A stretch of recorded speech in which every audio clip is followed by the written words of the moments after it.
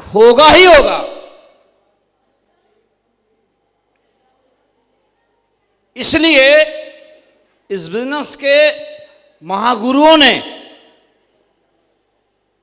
जिन्होंने गलती करके बहुत खोया, बहुत कुछ बर्बाद किया, वह जानते थे कि आने वाली जनरेशन इसमें गलतियां करेगी, तो उन्होंने यह बता गए कि क्या क्या नहीं करना है। अगर इतना बात मान लिए तो बहुत बड़ा नुकसान होने से बच जाएगा। कितने लोग बात जानने के लिए उत्सुक हाथ खड़ा करें? क्या बात है? पहली बात, इस बिजनेस में कोई भी अगर नया काम करना है, डेली प्लान करना है, फॉलोअप करना है, तो नहीं पूछना है। कुछ नया काम करना, नया आइडिया आए, पैसे के लेन देन के बिजनेस में है तो लेन देन इतना साफ रखना है कि अगला आदमी बोले कि आदमी बहुत ईमानदार है। अगर लेन देन में घोल होगा तो आपके साथ, हमारे साथ कोई भी आदमी काम नहीं करेगा। वो समझ जाएगा ये बेईमान आदमी है।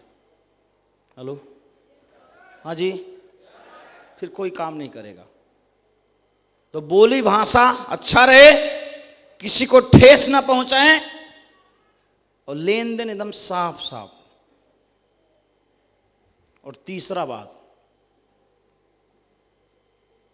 इस बिजनेस में काम करने में कोई समस्या आए, कोई कंफ्यूजन आए, या किसी व्यक्ति द्वारा आए या खुद ही आए, या हम निराश होएं, या सवाल पैदा हो, नेगेटिव हो जाएं, परेशान हो रहे हैं, तो ऐसे समय में तत्काल अपने अपलाइन से मिलना है। एक्टिव एंड ग्रोइंग अपलाइन से मिलना है और सारा दुखड़ा उन्हें बताना है कि सर इसका समाधान बताएं।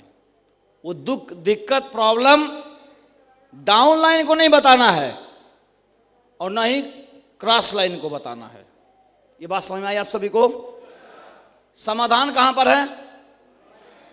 हाँ, लेकिन हमारे पास दुखड़ा होता है तो सबको डाउन लाइन को भी बांटते हैं, क्रॉस लाइन को भी बांटते हैं। जो हमारी टीम में नहीं जुड़ा उसको ही बताते। कुछ सुना क्या? इस टाइप के लोग जानते हैं कौन लोग हैं? ये सब कामयाब वगैरह नहीं हो सकते। ये सब करना अच्छा लगता है लेकिन बहुत बड़ा नुकसान है। तो कोई भी नकारात्मक बात, गार्जियन, माँ बाप, घर में कोई दिक्कत बात हो जाती है तो क्या अपने बच्चों को शेयर करते हैं? क्या अपने बराबरी में, अपने ऊंचा कोई उससे सलाह लेते हैं? तो इस बिजनेस में भी वही है। ये तीन चीज समझ में आया कि नहीं आप सभी को? पालन कर लेंगे पक्का, नुकसान नहीं होगा। नहीं तो सब करके ये तीनों कर लीजिए आप, सब धाराशायी हो जाएगा। ये है 3 कार्डिनल रूल। एक और चीज है, हम लोग ऑर्गेनाइजेशन बनाने के बिजनेस में, किस में बोली सभी लोग? संगठन बनाने के लिए। और संगठन बनाने में पावर चाहिए। क्या चाहिए? Power. Power number 1, as a leader आपका कम्युनिकेशन विपिन सिंह जैसा होना चाहिए। और यही नहीं, हर वक्त तो बोली बहुत दमदार, पोस्चर हाई, प्लान दिखाते समय, फॉलोअप करते समय, टेलीफोन पे बात करते समय, हर समय बात लीडर वाली होनी चाहिए। स्पोकन वर्ड बहुत दमदार होना चाहिए, अच्छा वाला होना चाहिए, क्योंकि आपकी टीम एक्सक्यूज, आपकी बीमारी, पर्सनल दुख, या आप बीमार हो, टेंशन में हो, ये कोई सुनना नहीं पसंद करता है। तो पावर ऑफ स्पोकन वर्ड, हमेशा टीम के सामने दमदारी से बात करनी है, लोगों के सामने दमदारी से बात करनी है, और खुद भी अच्छा अच्छा बोलना है। क्या ऐसा कर पाएंगे आप सभी लोग? ये अगर हटा दीजिए तो भी आपको कोई पसंद नहीं करेगा, तो भी आपका बिजनेस नहीं बनेगा। तो power of spoken word, power of submission, समर्पण की शक्ति।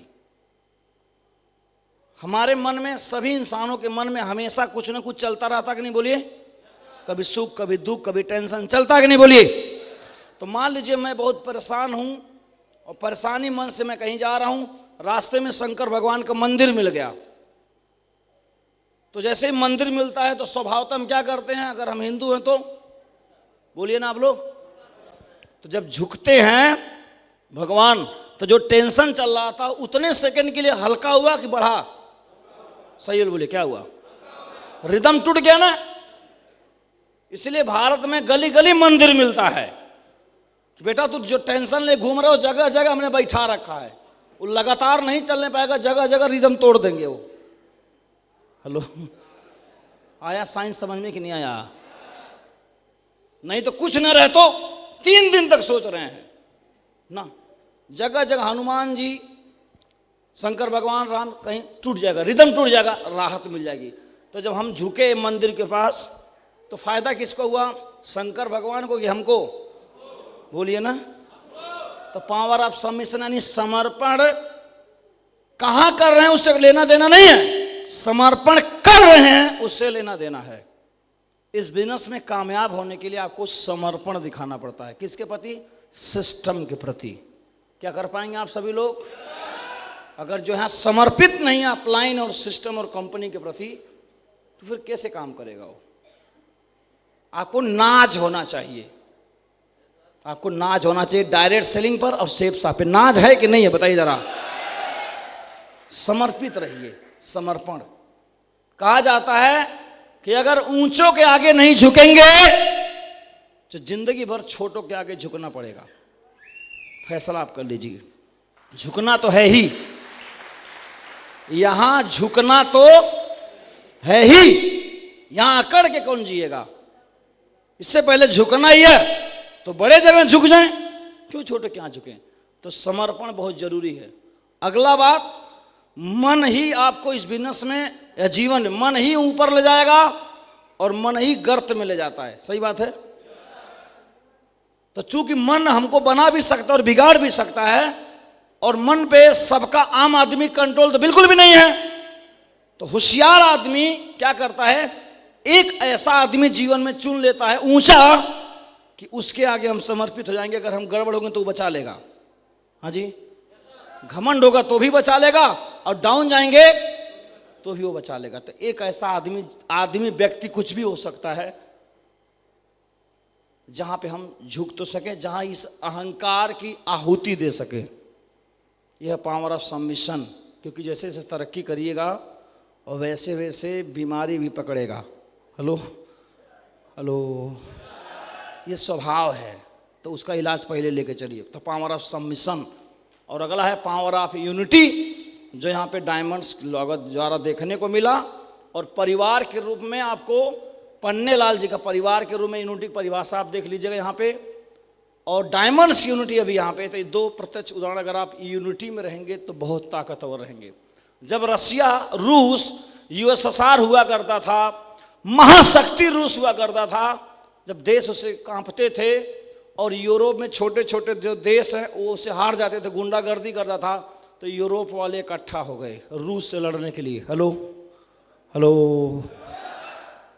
रूस कैसी तैसी कर दिए। आज भी रूस देखिए उसका मार को झेल रहा, उसको खंड खंड कर दिए और उसका डॉलर रुपया बहुत नीचे है, बहुत शक्ति उक्ति खत्म हो गया उसका। सही बात बोल रहे हैं।